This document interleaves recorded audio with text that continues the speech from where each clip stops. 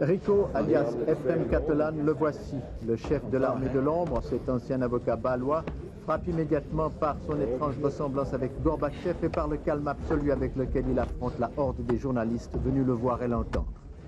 Mais Rico n'est que l'exécutant désigné par le commandant de corps Sen, chef d'état-major général, lors de la création de la P26.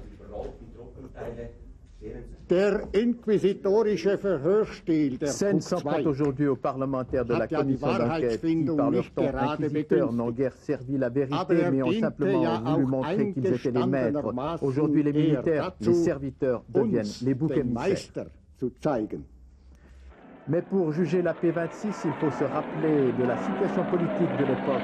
Les chars soviétiques étaient à Varsovie, à quelques centaines de kilomètres de la Suisse, et il fallait mettre sur pied une organisation capable de résister immédiatement en cas d'invasion du pays.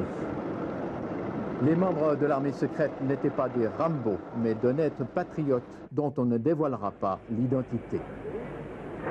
Seul Rico est maintenant connu. Mais il a vécu pendant des années dans l'obligation de cacher sa double vie, même à sa famille. Meine berufliche Tätigkeit verschweigen, eine oft belastende Lage.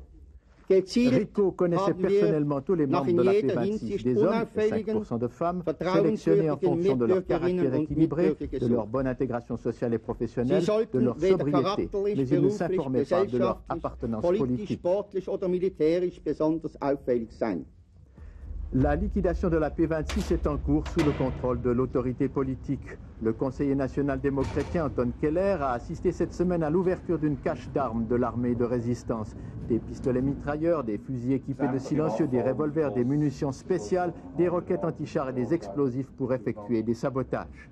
Selon le principe du cloisonnement en vigueur dans les organisations secrètes, les membres de la P26 ignoraient l'emplacement des caches d'armes.